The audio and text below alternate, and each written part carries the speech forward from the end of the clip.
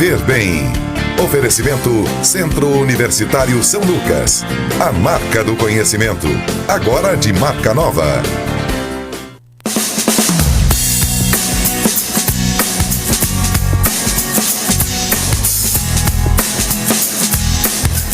De volta com o Viver Bem, hoje falando sobre depressão. É uma doença silenciosa e rasteira. Então veja o caso da funcionária pública Sueli Rodrigues. Ela convive com a doença há anos e compartilha conosco a sua história com a depressão.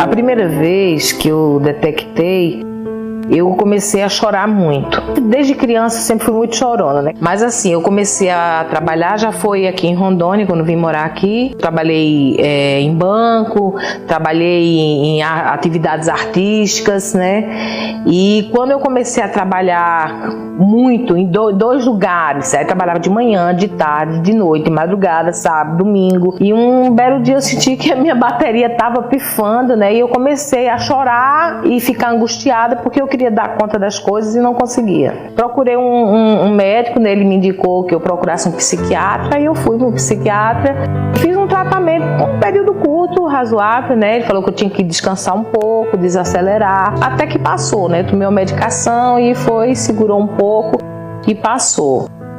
Depois de superar a depressão, se passaram 10 anos até que Sueli sofreu a crise em uma segunda vez. Passei a viver para o trabalho, não trabalhar para viver.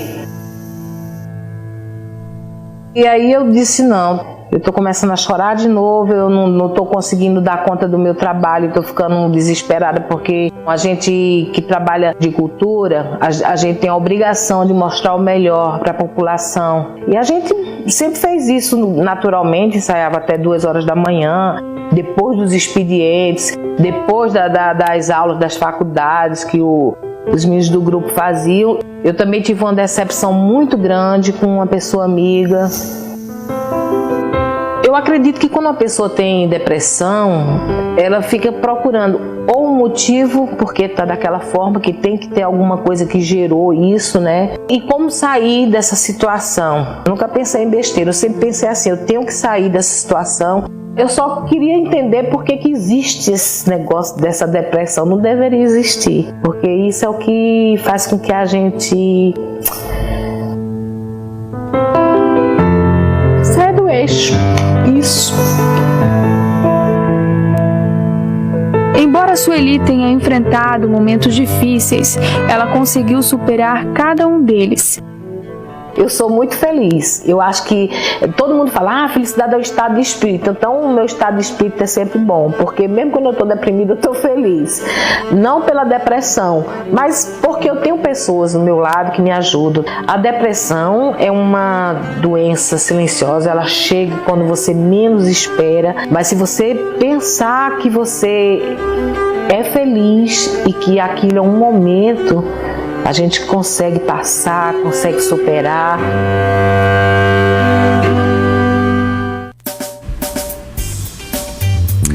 Doutor Bugari, em casos como o da Sueli, a ajuda de amigos, de familiares, ela é importante para se superar essas etapas, superar as crises, como no caso dela, que teve mais de um momento da vida e que se deparou com a depressão?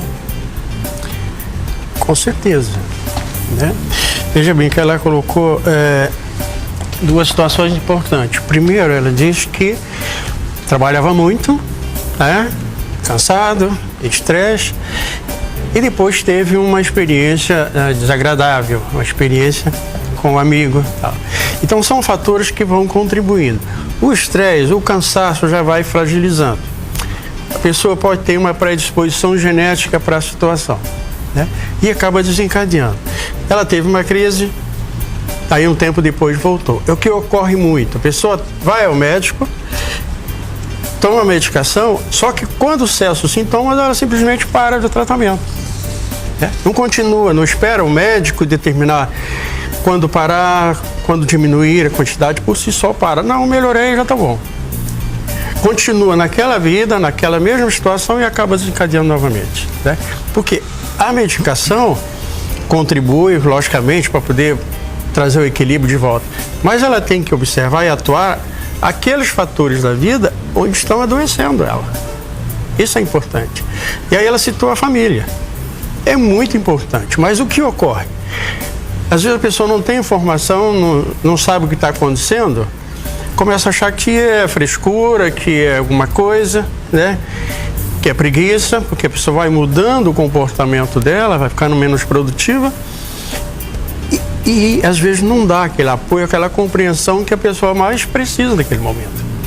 E quando a gente percebe, o caso não se passa comigo, mas eu percebo que alguém próximo a mim, dentro da minha casa, algum amigo, está passando por esse problema. O que eu devo fazer para tentar ajudar, para tentar mostrar àquela pessoa que ela precisa de ajuda? Esse é um problema. E às vezes a pessoa não tem essa consciência. Como eu disse, ela acha que só está cansada, né? Ou só está com insônia e não tem essa consciência de que pode estar com problema. E é preciso, aliás, toda doença, é preciso que a pessoa que está com doença queira ser ajudada, né? Você pode pegar, pode levar no hospital, no médico, o médico dá a receita. Mas se ela não tomar a medicação, não vai. Ela precisa. E no caso da depressão, eu diria que o problema é esse, a pessoa não tem essa energia, essa vontade. Certo. Doutor Guter, eu queria que o senhor viesse aqui comigo até o plasma. O senhor comentou até em momentos anteriores que faltam políticas de prevenção. O Estado brasileiro hoje, ele reconhece que é preciso tratar a depressão, que é preciso ter um cuidado com essas pessoas? O senhor pode se aproximar mais até para a gente comentar daqui a pouquinho os nossos... Na verdade, quase não existe política preventiva, né, em saúde mental. Né? O que se faz são tratamentos já paliativos, né? Deveria haver uma redução de carga horária de trabalho, o que não é, vamos dizer assim, economicamente viável no modelo que nós vivemos atualmente, né? Então, o que vai determinar são iniciativas individuais, né? As pessoas reconhecerem a sobrecarga, como elas estão vivendo, procurar fazer atividades, né, que sejam de alguma maneira preventivas, né? Meditação, né, a yoga, atividade física intensa, isso de maneira preventiva, né? Procurar ter uma alimentação saudável, horas de sono suficientes, entendeu? Diversão.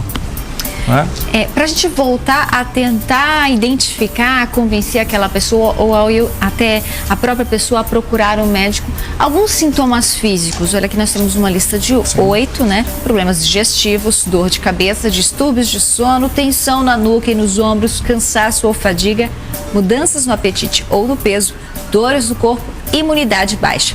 Essa lista com estes 8 sintomas podem ajudar a identificar que a pessoa tem a depressão? Realmente são os sintomas físicos da depressão? Ajudam a pensar, né? Mas geralmente o paciente, por exemplo, que sente fadiga, né? Ele procura primeiro um clínico. O clínico às vezes não identifica esse sintoma como como participante do quadro depressivo, ele solicita exames cardiológicos, é normal, porque às vezes o paciente tem uma sensação de angústia, dor no peito, né, uma opressão cordial que simula às vezes um problema cardíaco e não tem. Assim como os problemas digestivos, né?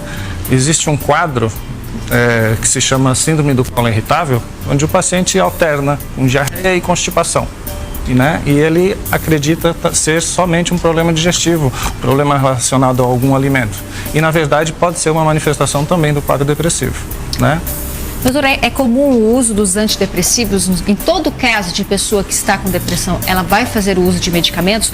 E qual seria a ação desse medicamento no corpo dessa pessoa? É bom falar um pouco sobre a etiologia, como funciona a questão da depressão, né?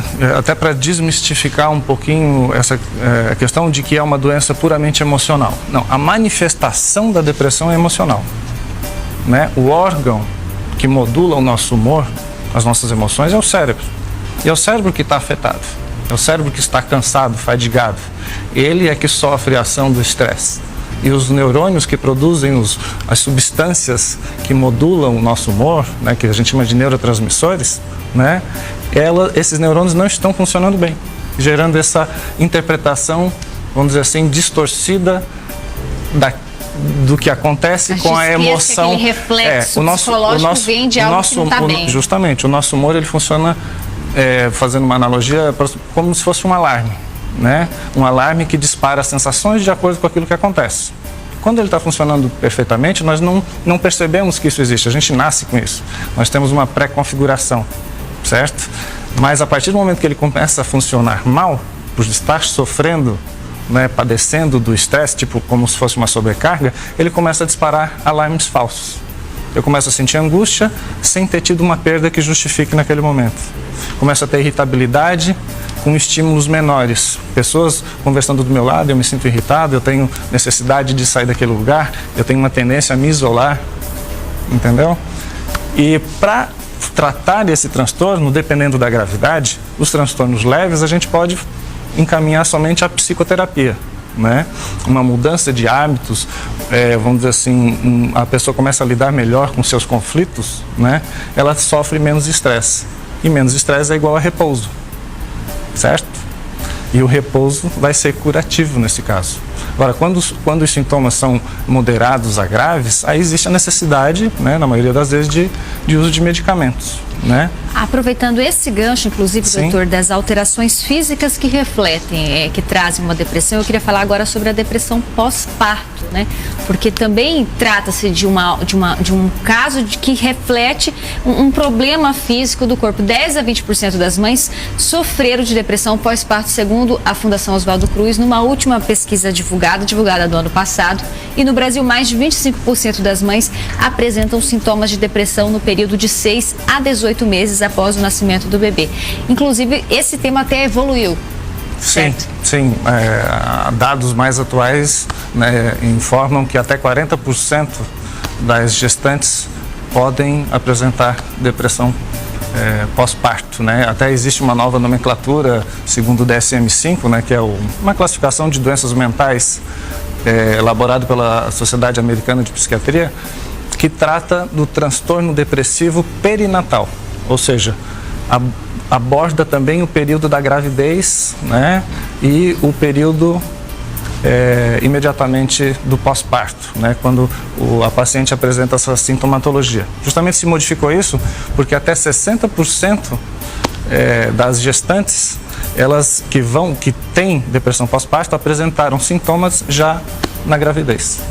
Olha, eu queria agradecer aos dois pela participação aqui no nosso Viver Bem, doutores. Além dos medicamentos e acompanhamento psicológico, há outros procedimentos que contribuem tanto para a prevenção quanto para o tratamento da doença. Então, nós vamos receber mais convidados para aprofundarmos nesse assunto. No próximo bloco tem mais, não saia daí, nós voltamos já.